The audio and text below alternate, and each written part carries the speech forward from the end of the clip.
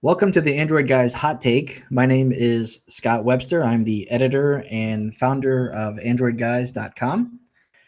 The Hot Take podcast is an episode where we basically take one topic, generally around a phone announcement or something big in the mobile space, and we kind of break it down and discuss how it matters, why it matters, and some of the specs or details that surround the product or service.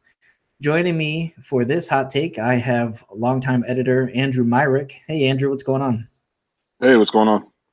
So, LG, this is the LG V35 Think. This is another smartphone from LG, and what feels like almost a couple times a month now over the last I don't know, first half of the year. It seems like LG's just throwing things out there left and right, which kind of we'll get into that. Uh, why don't you tell the listeners a little bit about what LG announced today? Yeah, so they announced the V35 ThinQ. It's got a 6-inch 18:9 display with no notch, but with a QHD plus resolution, powered by the Snapdragon 845 chipset, 6 gigs of RAM, 64 gigs of expandable storage, an 8 megapixel wide angle front camera, and then a dual camera system on the back with 16 excuse me, 16 megapixel super wide angle kit lens, and then just another 16 megapixel standard lens. We have a 3300 milliamp hour battery with quick charge 3.0, Android 8.0 Oreo on top, with obviously LG's interface going to be on top of that. Google Lens is shipping out of the box. It's IP68 water and dust resistant, has facial recognition, wireless charging, LG's AI cam technology features stuff. And as is the case with all of LG's V lineup, we have a 32-bit hi-fi quad DAC, quad DAC. So So beefy. It sounds like something that would keep pace with any other smartphone on the market right now, and I don't know if that's what LG intends to do here. It's got some high end stuff, so it caters to an early adopter or somebody who likes to stay on the front of things. Uh, what, Let me ask you this: what's the difference? And we might be getting ahead of ourselves here, but what's going on here that's different from the G7 that was just announced recently, or the V30 Think? What's going on at LG's headquarters? If you could pretend to be a fly on the wall. it seems like they're just throwing spaghetti against the wall and seeing what's trying to stick. But what doesn't make sense is the fact they've released 3 new flagship spec devices in 6 months. They released the V30s Think at I think it was Mobile World Congress, and then the G7 Think was earlier this month, and now we have the V35. In terms of differences between the V35 and the G7, they've got an extra 2 gigs of RAM, a little bit extra storage, I think a little bit bigger battery. It might be the same battery, but it looks like they just threw 2018 flagship specs in the V30 body while giving all of the extra goodies like the Google Assistant button and the 19:9 display with the notch at the top to the G7. So I'm a little confused about what they're doing. Plus, this isn't coming to all carriers. This is only going to be on AT&T and Project Fi, which is a bit different for LG. Yeah, so that's interesting in its own right. How it's exclusive to one of the big carriers, but also with Project Fi, that's something that it's Google's service that piggybacks off of T-Mobile, Sprint, and U.S. Cellular, and of course your Wi-Fi. But it's perhaps the biggest, strongest device to hit that outside of your Pixel 2, and it also, I mean, this is a different topic, but it kind of relates to it. We understand that as of right now, it sounds as if there are some other LG devices coming to Project Fi. So it sounds to me as if LG has just been really busy. As a general consumer, if we step back and look at this and say, hey, here's your different phones. Do you think they know that they've announced this many phones, or do you think they just see a commercial for their carrier and pay attention to that particular one? Is this something that, is just going to land as a press release that we follow, but the average person doesn't know about? I'm asking a lot of questions here. Where do you see this fitting in the scheme of things? If you're AT&T or Project Fi, I mean, you'll see I wouldn't expect them to go super hard on marketing, but I'm sure you'll see at least one or two commercials for AT&T, because the G7 is their flagship that just launched 3 weeks ago and just became available last week. So, and it's available on all other carriers except for AT&T because the G7, we learned just before we started the day that the G7 is coming to Project Fi too. So Right. only AT&T won't carry that phone. But it's going to be interesting to see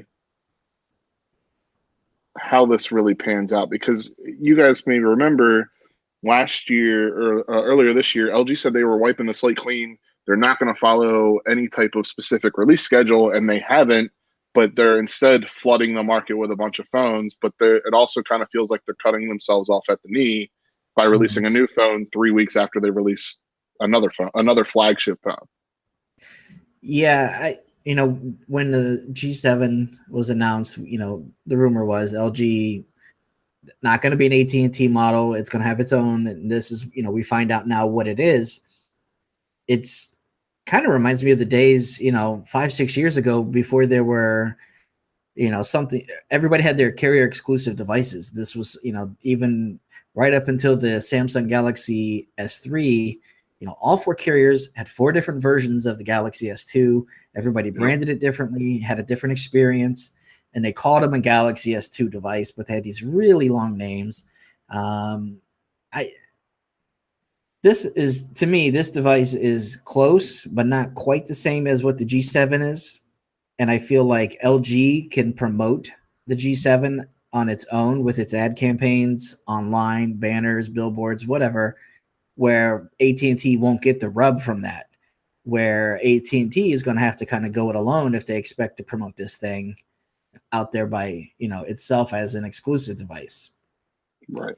Price-wise, I'm looking at an article here on Phone Scoop that says it's going to be about $30 for 30 months, or about $900. What's your take on that? $900. AT&T won't sell any. Yeah, that's the way that I feel. Well, yeah, right. I mean, if you come to them with $900 in your hand, or willing to spend $30 a month, you have a budget to work with. They're going to move you over to the iPhone, the Galaxy S9, something that all the salespeople are conditioned to sell. I don't see any reason to say, no, you want this LG because it does this. Do you? No, the S9 Plus is cheaper than the G7 right now. And how can you really realistically, as a person perspective, how can you expect to sell a device that's $900 but isn't as flashy as something like the S9 Plus, which is always on sale? You can always find them like BOGO or whatever the case may be, for if you want to get an S9 Plus. But even if you want the regular S9, it's cheaper off the bat. So it's going to be hard for AT&T and LG to really push these. Looking at it from the perspective of Project Fi, I like it. I don't like the pricing, but I like it just because Project Fi is finally expanding their offerings. Just giving customers more options. If I'm an LG rep and I happen to be at an AT&T store and a customer comes in, and this happens, from having worked in the past at a carrier, these reps will show up and they'll kind of hear these conversations, and they might steer your conversation to a specific phone or one of their phones. If I'm LG and I have a chance to say, hey, now wait a second, ours is, it's protected IP68 military specs. This thing's dust, water, drops, all kinds of resistant. Our camera has 19 different shooting modes, can recognize different things like flowers and the beach and pets and all these really cool things. The ultra wide camera makes amazing selfie shots, group shots. Why not consider ours? What do you say to that as a customer? If you're, Thank you, but it's hard. Yeah, it's hard to argue, just because the G7 isn't there.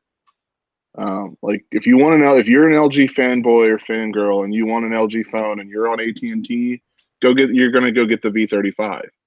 Um, right, but I mean, it does have 6 gigs of RAM and 64 gigs of storage. It does have the same camera system from the G7, and I had the G6. I bought the G6 last year and fell in love with the super wide angle lens and having the extra standard lens that wasn't going to like deteriorate my quality. Like it wasn't like a 16 megapixel and an 8 megapixel. They were even. mm-hmm. So the camera itself. Now I haven't played with the AI cam stuff yet specifically or personally, but I mean it could be used. I just don't know if the camera alone is compelling for the $900 price tag when you have the iPhone X and the Galaxy S9 and more phones on the horizon. Right. So looking ahead, uh, what do you think LG does now for the next, with September being 4 months away, 3.5, 4 months away, and another conference where they're generally going to refresh or bring about new devices, maybe not flagships, but multiple, handsets in the mid range. Um, do you see them, putting the brakes on things for now, or do what's your gut say that LG does now between here and the end of the year? My gut tells me that there's another flagship coming this fall. Another one. Yep. Um, because 3 phones in 6 months says that they're trying everything that they can because they don't want to end up like HTC and in that boat. Um, so I could see them coming out with a completely new flagship handset for the fall, because you have to be able to take on the Pixel 3 and the Galaxy Note 9 and any other phone that may come out between now and the end of the year. Because if you're just going to rely on 3 phones in 6 months and not do anything the rest of the year except for focus on your mid range, then Right. I feel like LG is going to be kind of dead in the water at that point. Do you see them going back and adopting a variation of this with a stylus, or coming out with a watered down version of this experience, making it even more muddy for consumers? I could see it. I don't know if they would do that, but I could see the idea. Like it makes sense for them to do that. I just don't know if it would be in their best interest to do a watered down version of it. Right. So, anything else you want to add to the conversation here regarding the V35 ThinQ? Um, Not specifically that I can Yeah. think of at the moment. I mean, I think we So, covered pretty much it all. release date, I haven't picked up anything about that yet. This has just basically been announced here. Um, I don't have anything release wise. I would expect it to drop shortly. It kind of coincide with the other flagships and not want to be, hey, we announced it and we'll see in about a month. We usually see this stuff within about 2 weeks. So I think that's going to do it. I don't have anything else to add myself. If you're a consumer and you've got $900 potentially, roughly, or approximately $900, here's a phone for you to consider. Should be coming again to AT&T and Google's Project Fi in the coming weeks. So this was the Android Guys Hot Take. This is the podcast, again, where we talk about one particular topic and try to stay on topic and as focused as possible. We do these as they are merited. This could be once a week at the rate things have gone lately. It's smartphone season, but so look for these periodically on our podcast feed. You can find our podcast pretty much anywhere you would normally look. Google Play, Music, iTunes. You can subscribe to us directly. You can also now go to AndroidGuys.com and you'll see us in the navigation bar. We did trial this a couple of times before recording, and then we started officially kind of rolling it out as a beta project that you could listen to. But we're about 8 episodes into it now, published wise. We think we like this format. We think you guys like the format. But if you have any questions or feedback, any clarifications, things that we missed, feel free to reach out to us at podcast@AndroidGuys.com. for now, that'll do it. Again, my name is Scott Webster, and I want to thank Andrew for joining me about the LG V35 Think.